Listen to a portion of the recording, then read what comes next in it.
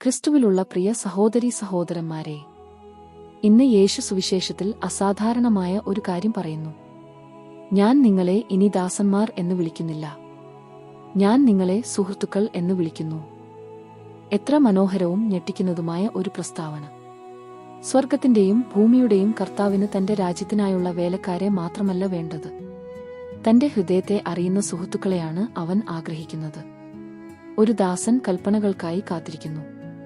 ഒരു ദാസൻ അനുസരിക്കേണ്ടത് കാരണം അവൻ അനുസരിക്കുന്നു. യജമാനനും ദാസനും ഇടയിൽ അകലം ഉണ്ട്. പല ക്രിസ്ത്യാനികളും ദൈവമുമ്പാകെ അങ്ങനെയാണ് ജീവിക്കുന്നത്. പ്രാർത്ഥിക്കാതിരിക്കാൻ ഭയപ്പെടുന്നതിനാലാണ് നാം പ്രാർത്ഥിക്കുന്നത്. ശിക്ഷയെ ഭയപ്പെടുന്നതിനാലാണ് നാം കൽപ്പനകൾ അനുസരിക്കുന്നത്. കടമ നിറവേറ്റാൻ മാത്രമാണ് നാം പള്ളിയിൽ വരുന്നത്. നമ്മൾ ബാഹ്യമായി ദൈവത്തെ സേവിക്കുന്നു, എന്നാൽ ആന്തരികമായി നമ്മൾ ഭയമുള്ള ദാസന്മാരായി തുടരുന്നു. എന്നാൽ യേശു പറയുന്നു, എനിക്ക് അടിമകളെ വേണ്ട, എനിക്ക് സുഹൃത്തുക്കളെ വേണം. ഒരു അടിമ ചോദിക്കുന്നു, ഞാൻ ചെയ്യേണ്ട ഏറ്റവും കുറഞ്ഞ കാര്യം എന്താണ്? ഒരു സുഹൃത്ത് ചോദിക്കുന്നു, ഞാൻ സ്നേഹിക്കുന്ന ഒരാൾക്ക് വേണ്ടി എനിക്ക് ഇനി എന്തു ചെയ്യാൻ കഴിയും? അതാണ് വ്യത്യാസം. ഒരു നിർമ്മാണ സ്ഥലത്ത് 3 തൊഴിലാളികളെക്കുറിച്ചുള്ള മനോഹരമായ ഒരു കഥയുണ്ട്. ഒരു സന്ദർശകൻ ആദ്യത്തെ തൊഴിലാളിയോട് ചോദിച്ചു, നീ എന്താണ് ചെയ്യുന്നത്? ആ മനുഷ്യൻ ദേഷ്യത്തോടെ മറുപടി പറഞ്ഞു, ഞാൻ കല്ലുകൾ പൊട്ടിക്കുന്നു. രണ്ടാമൻ പറഞ്ഞു, ഞാൻ എന്റെ ശമ്പളം നേടുന്നു. എന്നാൽ മൂന്നാമൻ പുഞ്ചിരിച്ചുകൊണ്ട് പറഞ്ഞു, ഞാൻ ദൈവത്തിനായി ഒരു കത്തീഡ്രൽ പണിയുന്നു. 3 പേരും ഒരേ ജോലി ചെയ്യുകയായിരുന്നു, എന്നാൽ അവരുടെ ഹൃദയങ്ങൾ വ്യത്യസ്തമായിരുന്നു. ഒരാൾ അടിമയെപ്പോലെ ജോലി ചെയ്തു, ഒരാൾ ഒരു ജോലിക്കാരനെപ്പോലെ, ഒരാൾ ദൈവത്തിന്റെ സുഹൃത്തിനെപ്പോലെ.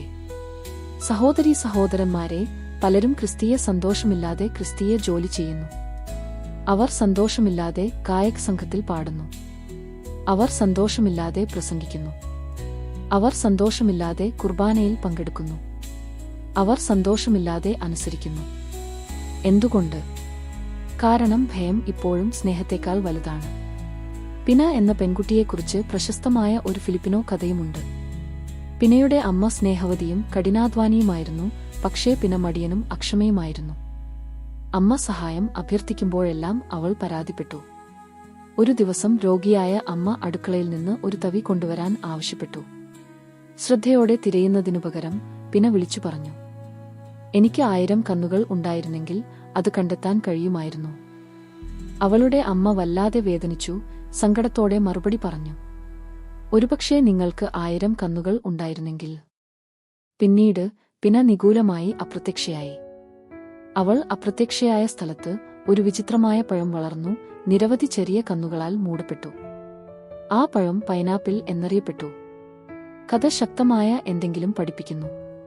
പിന തന്റെ അമ്മയുടെ അഭ്യർത്ഥനയെ സ്നേഹമായിട്ടല്ല, ഒരു ഭാരമായി കണ്ടു. അവൾ വാത്സല്യത്തോടെയല്ല, കോപത്തോടെയാണ് അനുസരിച്ചത്. ദൈവമുമ്പാകെ പലപ്പോഴും നമ്മൾ അങ്ങനെ പെരുമാറുന്നു. നമ്മൾ പ്രാർത്ഥനയെക്കുറിച്ച് പരാതിപ്പെടുന്നു, ക്ഷമയെക്കുറിച്ച് പരാതിപ്പെടുന്നു, നമ്മൾ ത്യാഗത്തെക്കുറിച്ച് പരാതിപ്പെടുന്നു, മറ്റുള്ളവരെ സേവിക്കുന്നതിനെക്കുറിച്ച് പരാതിപ്പെടുന്നു. ഒരു അടിമ കൽപ്പനകൾ മാത്രമേ കാണുന്നുള്ളൂ. ഒരു സുഹൃത്ത് കൽപ്പനയ്ക്ക് പിന്നിലെ സ്നേഹനിധിയായ ഹൃദയത്തെ കാണുന്നു. പൈനാപ്പിളിന് ധാരാളം കന്നുകളുണ്ട്, എന്നാൽ സ്നേഹം കന്നുകൾക്ക് ഒരിക്കലും കാണാൻ കഴിയാത്തത്ര ആഴത്തിൽ കാണുന്നു. ഭയത്തിൽ മാത്രം അധിഷ്ഠിതമായ ഒരു മതം യേശു ഒരിക്കലും ആഗ്രഹിച്ചില്ല. അവസാന അത്താഴം നോക്കൂ. യേശു മുട്ടുകുത്തി ശിഷ്യന്മാരുടെ പാദങ്ങൾ കഴുകി. ഗുരുദാസനായി. എന്തുകൊണ്ട്? കാരണം യഥാർത്ഥ സ്നേഹം എപ്പോഴും സേവിക്കുന്നു. ക്രിസ്തീയ സേവനം അപമാനമല്ല, അത് സ്നേഹം ദൃശ്യമാക്കലാണ്.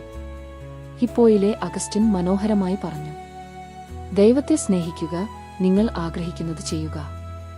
നാം ദൈവത്തെ യഥാർത്ഥമായി സ്നേഹിക്കുമ്പോൾ നമ്മുടെ ഹൃദയങ്ങൾ സ്വാഭാവികമായും അവനെ പ്രസാദിപ്പിക്കുന്നത് ആഗ്രഹിക്കുന്നു എന്നാണ് അദ്ദേഹം ഉദ്ദേശിച്ചത്.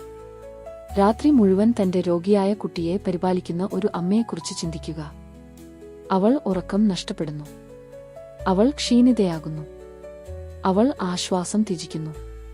പക്ഷേ അവൾ ഇങ്ങനെ പറയുന്നില്ല, ഇത് എത്ര ബുദ്ധിമുട്ടാണെന്ന് നോക്കൂ. എന്തുകൊണ്ട്? കാരണം സ്നേഹം ത്യാഗത്തെ സന്തോഷമാക്കി മാറ്റുന്നു. യേശു നമ്മോട് ആഗ്രഹിക്കുന്നത് അത്തരത്തിലുള്ള ബന്ധമാണ്. ചിലപ്പോൾ ദൈവം നമ്മിൽ നിന്ന് ബുദ്ധിമുട്ടുള്ള കാര്യങ്ങൾ ആവശ്യപ്പെടുന്നു. നിങ്ങളെ വേദനിപ്പിക്കുന്ന ഒരാളോട് ക്ഷമിക്കുക. കഷ്ടപ്പാടുകളിൽ വിശ്വസ്തത പുലർത്തുക. സത്യസന്ധമല്ലാത്ത ഒരു ലോകത്ത് സത്യസന്ധമായി ജീവിക്കുക.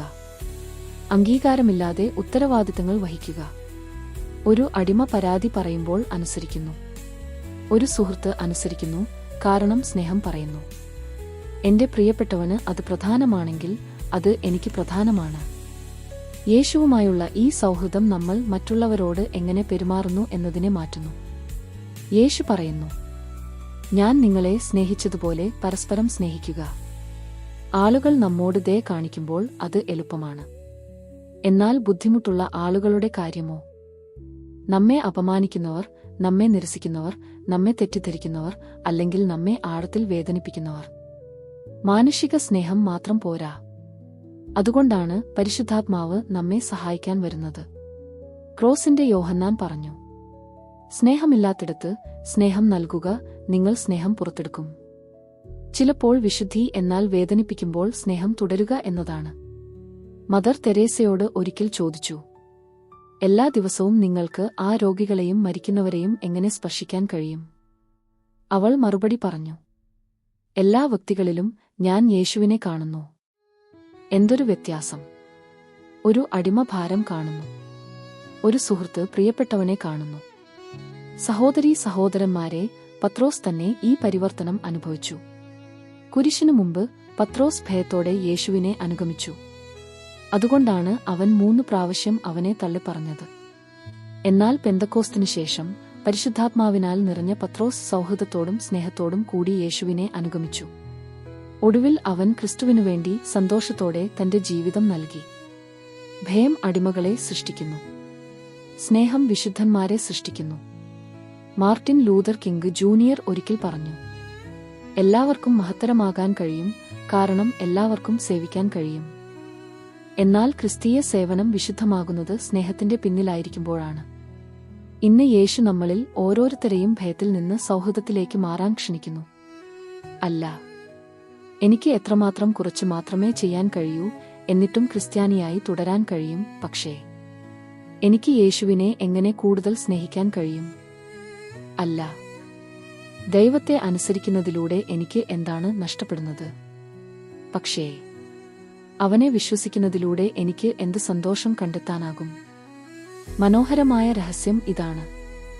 നാം സുഹൃത്തുക്കളായി യേശുവിനോട് കൂടുതൽ അടുക്കുന്തോറും സ്വാഭാവികമായും നാം അവനെപ്പോലുള്ള ദാസന്മാരായിത്തീരുന്നു. കാരണം ക്രിസ്തുവുമായുള്ള സൗഹൃദം എല്ലായ്പ്പോഴും എളിമയുള്ള സേവനം ഉളവാക്കുന്നു. ജീവിതാവസാനത്തിൽ യേശു ചോദിക്കുക മാത്രമല്ല, നിങ്ങൾ എത്ര ജോലി ചെയ്തു? അവൻ ചോദിക്കും, നീ എന്നെ സ്നേഹിച്ചോ? നീ മറ്റുള്ളവരെ സ്നേഹിച്ചോ? ശിക്ഷയെ ഭയപ്പെടുന്നതിനാൽ ഒരു നായ അനുസരിക്കുന്നു. ഒരു കുട്ടി പിതാവിനെ സ്നേഹിക്കുന്നതിനാൽ അനുസരിക്കുന്നു. ഭയന്ന് ജീവിക്കുന്ന ദാസന്മാരെയല്ല ദൈവം ആഗ്രഹിക്കുന്നത്. പ്രിയപ്പെട്ട പുത്രന്മാരും പുത്രിമാരും സ്നേഹത്തിൽ നടക്കാൻ അവൻ ആഗ്രഹിക്കുന്നു. അതിനാൽ ഇന്ന് നമുക്ക് പ്രാർത്ഥിക്കാം. കർത്താവേ, അടിമത്തത്തിന്റെയും ഭയത്തിന്റെയും ആത്മാവിനെ ഞങ്ങളിൽ നിന്ന് നീക്കം ചെയ്യണമേ. പേടിച്ചരണ്ട ദാസന്മാരായിട്ടല്ല, മറിച്ച് പ്രിയപ്പെട്ട സുഹൃത്തുക്കളായി നിന്നോടൊപ്പം നടക്കാൻ ഞങ്ങളെ പഠിപ്പിക്കണമേ.